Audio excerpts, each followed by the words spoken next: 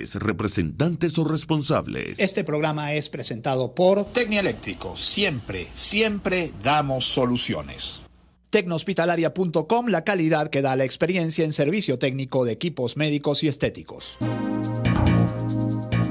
Informe RCR presenta Titulares de la Mañana con Pedro García Otero.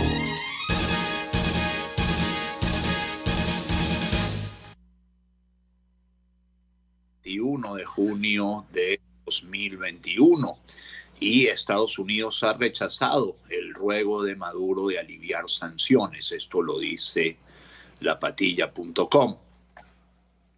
Trae una nota de Bloomberg que estuvo todo el fin de semana lanzando primero la entrevista con Nicolás Maduro el viernes, luego un artículo de opinión que creo yo trataba de hacer control de daño reputacional de lo que en su momento se percibió como una entrevista complaciente y sobre todo muy lanzada a la causa de los tenedores de bonos venezolanos y de su posibilidad de cobrar. Entonces ahora lanza la respuesta del Departamento de Estado. Por cierto, el sábado hablaba también el hijo de Nicolás Maduro Guerra, diputado de la Asamblea designada en 2020, y decía que si alguna expropiación había sido injusta, ellos pedían disculpas, y que de pronto por ahí alguna expropiación fue injusta, como si eso fuera pues un pecadillo y no el camino del infierno en el que estamos viviendo hoy. Y decía que ellos querían tener las mejores relaciones con los inversionistas, las mejores relaciones con Estados Unidos, etcétera, etcétera. Bueno, Estados Unidos les ha respondido a los dos, a todos ellos, a todo el régimen en realidad. Y según dice Bloomberg, la administración del presidente Joe Biden rechazó el llamado de Nicolás Maduro para que se alivien las sanciones de Estados Unidos y dijo que el líder venezolano debe hacer más para restaurar la democracia antes de que se levanten las sanciones. Maduro, objetivo de las sanciones paralizantes, y ciertamente este término lo usa Bloomberg en inglés, habla de crippling, es decir, paralizante exactamente, de Estados Unidos bajo el expresidente Donald Trump, se acercó a Biden en una entrevista exclusiva con Bloomberg la semana pasada, pidiéndole que levante las sanciones, normalice las relaciones y ponga fin a la demonización de Venezuela. En respuesta a los comentarios de Maduro, un portavoz del Departamento de Estado dijo que un cambio de política estadounidense requeriría cambios importantes por parte del presidente venezolano. Tendrían que incluir el compromiso con el líder de la oposición, Juan Guaidó, para resolver la crisis política del país y allanar el camino para elecciones libres y justas, así como para restaurar las libertades económicas y políticas. Mientras continúen las prácticas de represión y corrupción, esto está encomillado, prácticas de represión y corrupción de Maduro y sus partidarios, Estados Unidos trabajará con sus socios y aliados para mantener la presión, incluidas sanciones contra quienes socavan la democracia, dijo el portavoz por correo electrónico. La administración de Trump reconoció a Guaidó como presidente interino de Venezuela después de que Maduro asumiera un segundo mandato en 2019, después de unas elecciones que Estados Unidos y otros dijeron que estaban amañadas. En la entrevista de Bloomberg, Maduro dijo que su gobierno no tiene diálogo con Estados Unidos, un silencio que atribuyó a la extorsión permanente de los votantes venezolanos en Florida. La postura de Estados Unidos sobre la falta de legitimidad de Maduro no ha cambiado desde que Biden asumió el cargo, dijo el portavoz del Departamento de Estado, quien respondió a la pregunta bajo condición de anonimato. Estados Unidos no acepta a Maduro como presidente legítimo de Venezuela y en cambio reconoce a Guaidó, el líder de la Asamblea Nacional, como presidente interino según el portavoz. La administración Trump excluyó a Venezuela de los mercados financieros de Estados Unidos y posteriormente prohibió negociar deuda venezolana o hacer negocios con la compañía petrolera estatal Petróleos de Venezuela. Esta política, argumentó Maduro, está evitando que Venezuela pague y reestructure su deuda externa. Dijo que tengo el plan para pagar a los tenedores de bonos, una afirmación rechazada por el portavoz del Departamento de Estado, quien culpó a la mala gestión económica de Maduro y dijo que su afirmación de tener un plan de pago no es creíble. 6:34 minutos. Sean bienvenidos ustedes a Titulares de la Mañana, un fin de semana que si algunas noticias produjo, las produjo más en el campo internacional que en el campo local. Por ejemplo, ayer el propio Maduro no estuvo en su acostumbrada alocución de los domingos seguramente celebró el Día del Padre y por ello pues no tuvo su acostumbrada alocución semanal de los domingos. Por cierto, feliz Día del Padre a todos los padres que puedan estar escuchando a esta hora el programa, y también pues a todas las madres que a su vez son también padres. Y bueno, este es un país eminentemente matriarcal. Las noticias que se produjeron, como les digo, fueron del campo internacional y tuvieron mucho que ver con el Día Mundial de los Refugiados, que se conmemoró ayer y en el que, por supuesto, en estos tiempos Venezuela tiene un rol fundamental porque es, como ya dijo ACNUR, la segunda o tercera crisis de refugiados más grande del mundo.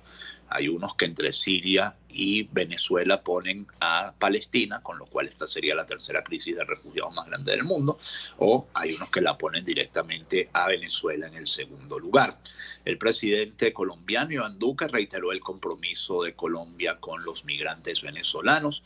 El presidente colombiano Iván Duque reiteró este domingo, con motivo del Día Mundial del Refugiado y el Desplazado, el compromiso de su país para acompañar, atender y proteger a los migrantes que huyen de sus propias naciones buscando una vida más digna.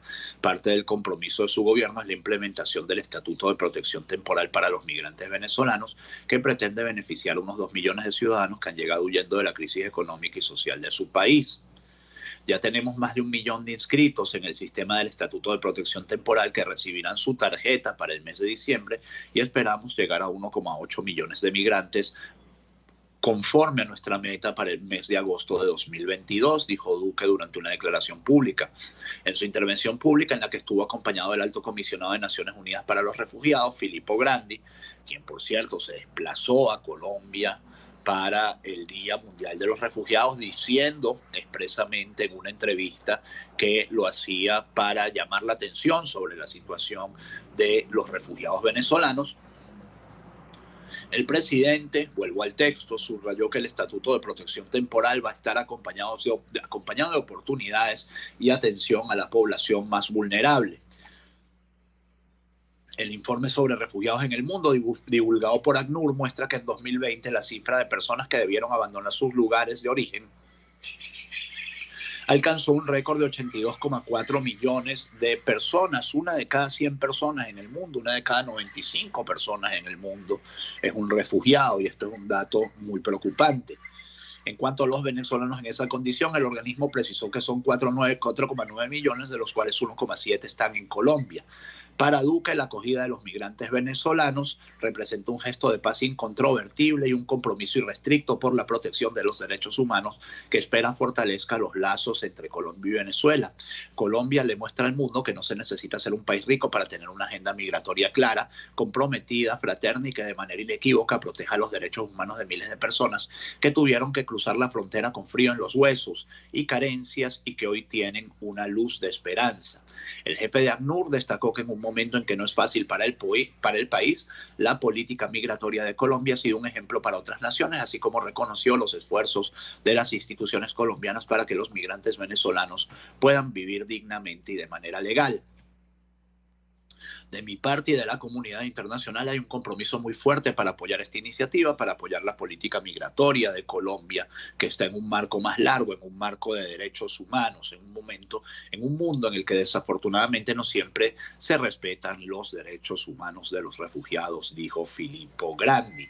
Y dijo Juan Guaidó, la crisis migratoria venezolana es la más severa en este momento en el mundo. Al mismo tiempo, deseo lograr, dice Guaidó, la hoja de ruta que se ha planteado desde 2019 que permitirá a todas esas personas regresar a la nación. La crisis migratoria venezolana es la más severa en este momento en el mundo por su tiempo e impacto. Migrar no ha sido una decisión fácil para más de 5,5 millones de venezolanos. El retorno de la democracia en Venezuela será el retorno de nuestra gente. Y uno puede estar más o menos de acuerdo con Guaidó, pero uno tiene claro que los países donde hay crisis migratorias nunca son democracias. No se ha producido una sola crisis migratoria en una democracia en el mundo por una razón muy sencilla. La gente en las democracias se queda y cambia el panorama político. Estos 5,5 millones de venezolanos que se han ido de Venezuela, si hubieran podido, hubieran cambiado con su voto al gobierno y se hubieran quedado. La gente que no puede votar, vota con sus pies. Y por eso yo siempre digo que los migrantes, los refugiados, son la mayor demostración de que en Venezuela no hay democracia. Información preocupante que tiene que ver con la diáspora venezolana. También 1 de cada 3 niñas venezolanas abandonan sus estudios al emigrar y no vuelven a la escolaridad. 1 de cada 3 niñas y adolescentes venezolanas refugiadas en países de la región han abandonado sus estudios tras emigrar, según un informe de Plan International, que alerta también de la falta de cobertura de otras necesidades básicas, como la alimentación, reseña el portal Infobae. La ONG entrevistó en Colombia, Ecuador y Perú a más de 450 niñas y jóvenes de entre 10 y 19 años para elaborar la investigación Niñas Venezolanas, Voces de la Migración. Estudio en Colombia, Ecuador y Perú, donde expone que las carencias de los migrantes venezolanos se han agudizado a raíz de la pandemia de COVID-19. Perdón, porque se me fue la página un momento. La educación es una de las grandes perjudicadas por distintos motivos. Un 28% de las entrevistadas asegura que ha dejado los estudios por falta de documentos, el 20% porque no hay cupo, el 15% porque ya tiene un hijo y el 13% debido a la pandemia.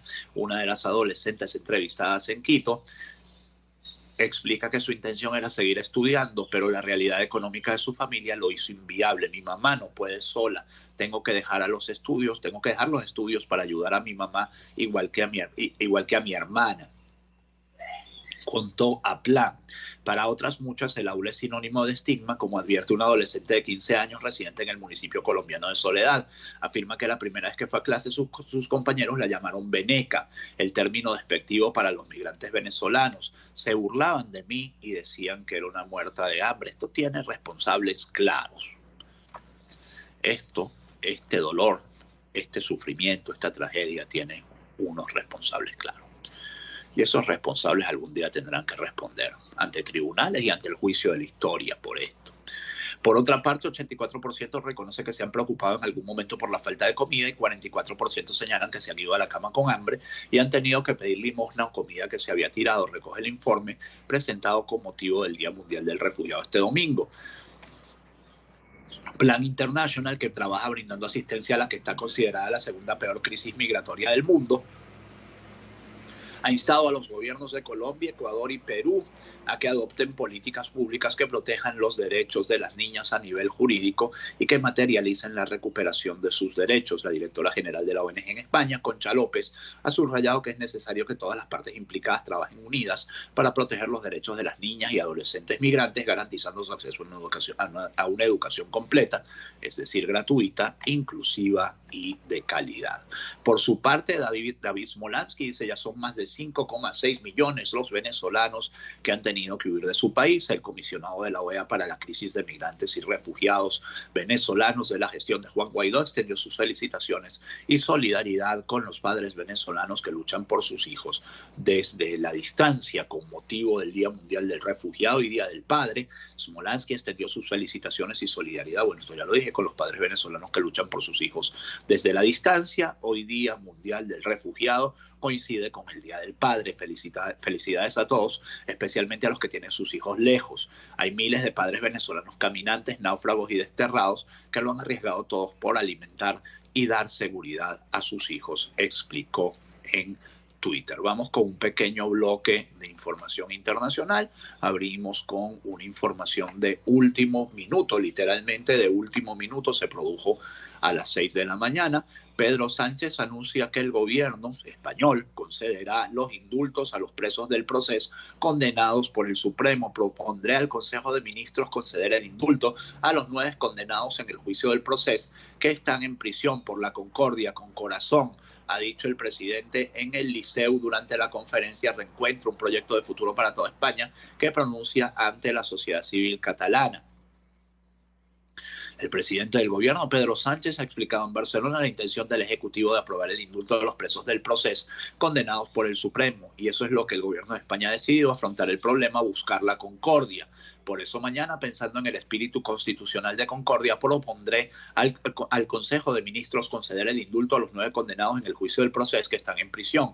Por la concordia con corazón, ha dicho el presidente durante su intervención en el Liceu, con formato de conferencia, el presidente de la sociedad civil catalana y bajo el título Reencuentro, un proyecto de futuro para toda España. El anuncio ha sido interrumpido por gritos que pedían la amnistía desde el patio de butacas. El gobierno ha optado por el diálogo. Tenemos la opción de empezar de nuevo y hacer las cosas mejor, ha dicho el presidente, mientras se seguían escuchando las peticiones. El Ejecutivo español hace semanas que prepara el terreno de los indultos y ha sacado pecho del apoyo que han recibido, como el de la COE o el de los empresarios catalanes que participaron en las jornadas del Círculo de Economía en Barcelona. En un ataque armado en un estado mexicano, en el municipio de Reynosa, estado de Tamaulipas, mataron a 18 personas. Los autores del ataque iban a bordo de varios vehículos y dispararon presuntamente al azar a personas en las colonias de Almaguer, Lampacitos, Unidad Obrera y Bienestar. El Universal reporta que las víctimas eran ajenas a hechos delictivos, es decir, los mataron sencillamente por matarlos. Y en Nicaragua detuvieron al 5º candidato presidencial. Más peligroso que ser candidato presidencial en Nicaragua, podría ser un refrán nuevo. El aspirante a la presidencia de Nicaragua, Miguel Mora, fue detenido este domingo para ser investigado por delitos contra la soberanía, informó la policía. Lo que es un delito contra la soberanía es oponérsele a Ortega, ¿no? Los tiranos son iguales en todas partes. Su arresto se suma a los de otros 4 precandidatos a las elecciones de noviembre, reseña Deutsche Welle. La verdad que con Ortega se podría escribir una novela de estas como la de Augusto Roabastos, ¿no? Yo el Supremo. Tan terrible luchar contra alguien para terminar siendo igualito, ¿no? Dicen los chinos, elige bien a tu enemigo porque en él te convertirás. Bueno, Ortega se ha convertido en un equivalente moderno de lo que fueron los Somoza. Es terrible esto. Mora, quien también es periodista, fue arrestado en su casa la noche del domingo por incitar a la injerencia extranjera en los asuntos internos y pedir intervenciones militares en base a una ley que el gobierno de Daniel Ortega aplica a los opositores, informó la entidad de orden público. El canal de televisión digital 100% Noticias, que Mora dirigió hasta 2020, confirmó que agentes policiales allanaron la vivienda del comunicador y su esposa, la también periodista Verónica Chávez, situada en un sector al sureste de Managua, la capital. El comunicador era precandidato a la presidencia por el Partido de Renovación Democrática, PRD evangélico, al que el Tribunal Electoral le quitó personalidad jurídica en mayo, bueno, igualito que en Venezuela, dejándolo fuera de participar en las elecciones del 7 de noviembre. Como decía aquel dictador paraguayo, para mis amigos todo y para mis enemigos la ley. En tanto, el presidente de Guillermo Lasso, viajó a Miami para una operación de médula espinal. El objetivo de la intervención es recuperar la movilidad habitual de una pierna.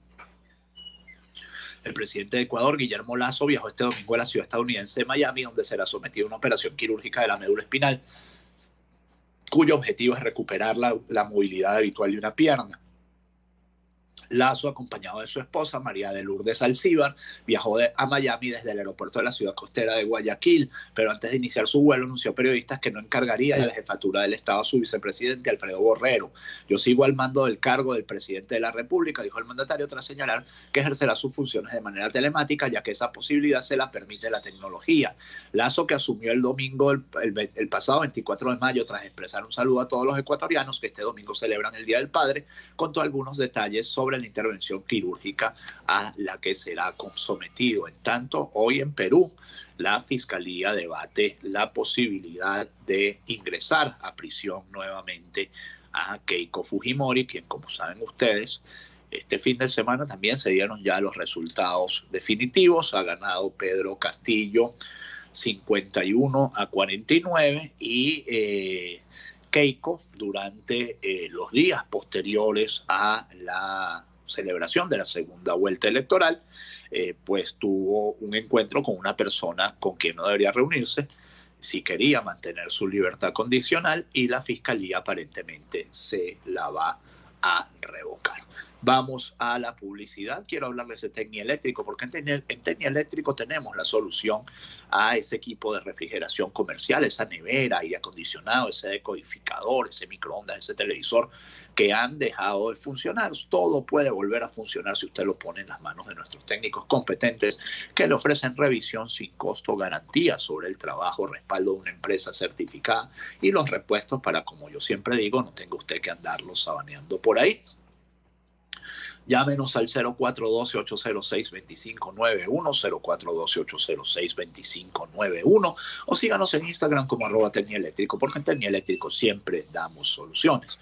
Y quiero hablarles también de tecnohospitalaria.com, donde usted en esta página web puede hacer todo su pedido para su clínica, para su paciente, para su médico, todo el pedido completo y luego ir a retirarlo por pick-up o sencillamente pedirlo por delivery. También tenemos el concentrador de oxígeno marca Dinarex, diseñado y ensamblado en Estados Unidos, que le ofrece concentración de 93% de oxígeno con hasta 5 litros de oxígeno por minuto, lo que le garantiza óptima atención para su paciente de COVID-19 o paciente con enfermedad pulmonar obstructiva crónica. Llámenos al 0212-919-9549, 919-9549. Síganos en Instagram como @Tecnohospitalaria o www.tecnohospitalaria.com, porque en Tecnohospitalaria innovamos para servirles y tenemos todo lo que usted necesita para combatir el COVID-19. Casos de coronavirus, cifra de referencia del régimen de Nicolás Maduro, 1.327 contagios y 260.740 casos totales. Según estas cifras que, como todo el mundo dice, son 5 o 6 veces mayores. Yaracuy, nuevamente la entidad con más contagios, 195 casos, seguido de Cojedes, Apure, Mérida, Nueva Esparta, Zulia, Caracas, Miranda, Carabobo, Lara, Monagas, etc. Aparentemente también, y según las cifras de Delcy Rodríguez, 15 ciudadanos perdieron la vida por coronavirus durante esta semana, que empieza con flexibilización. Chavismo impone semana flexible, pese a que los casos no disminuyen. Esto dice La Patilla. Mañana inicia la cuenta regresiva para el bicentenario de la batalla de Carabobo, gesta histórica que selló la independencia de Venezuela, bla, bla, bla, bla, bla, bla, bla, bla, bla, bla, bla, bla. Viven recordando la épica del pasado, porque no tienen ninguna épica que celebrar. Como siguen cambiándole los nombres a las obras del pasado, porque no tienen ni siquiera una obra de la cual jactarse. Cancelan jornada de vacunación en el Alba Caracas por el Día del Padre y la gente tranca la Avenida México. El periodista Carlos Rojas denunció a través de Twitter la cancelación de la jornada de vacunación en el Hotel Alba Caracas con motivo del Día del Padre. El Ministerio de Salud citó a viejitos y enfermos crónicos para aplicarse la segunda dosis. Imagínense, para una segunda dosis contra el coronavirus en el Alba Caracas, pero esta mañana informaron que no trabajarán al ser Día del Padre y la gente molesta trancó la calle, añadió Rojas. También lamentar la muerte del reconocido periodista deportivo Freddy Xavier, quien falleció por COVID-19 este 20 de julio. El analista de baloncesto falleció en Caracas, donde se encontraba trabajando en la segunda edición de la Superliga de Baloncesto, deporte por el que siempre fue un apasionado en su carrera profesional. Los tuiteros hicieron tendencia a su nombre al lamentar la pérdida del periodista y reseñar los sucesos para cerrar este programa, 6:53 minutos. Buscan empresarios acusados de violar a una adolescente a la que contrataron como productora. El fiscal general Tarek William Saab informó sobre la orden de captura que emitió el Ministerio Público contra Daniel Aguilar y Gigi Villamizar por presunta violación a una adolescente de 17 años en Táchira. A través de su cuenta en Twitter, Saab explicó que estas dos personas ya están siendo buscadas por estar implicadas en la presunta violación de la joven, que además se presume fue drogada para luego abusar de ella. Según versiones, Aguilar y Villamizar contrataron a la joven como promotora para un evento en un supermercado en la ciudad de San Cristóbal. Al finalizar decidieron ir a un reconocido restaurante a cenar para posteriormente llevar a la joven al apartamento de Villamizar, lugar donde ocurrió la presunta violación, dice la nota del periodiquito. Y si esto les pareció horrendo, creo que lo que sigue también les va a parecer horrendo. Denunciaron envenenamiento de mascotas en una urbanización en Valencia. Dice el Nacional, la Fundación de Protección Animal Ángeles de la Calle denunció el envenenamiento de 2 perros en la urbanización La Esmeralda, en Valencia, estado Carabobo. A través de Instagram vieron detalles del caso y pidieron justicia para que no se repitan los hechos. En la publicación indicaron que una mujer envenenó a las mascotas de su vecina por presunta venganza. La Venezuela que amanece este 21 de junio de 2021. Que este día sea todo lo que ustedes esperan de él. Si Dios quiere, nos encontramos mañana. Chao. Informe RCR presentó Titulares de la Mañana con Pedro García Otero.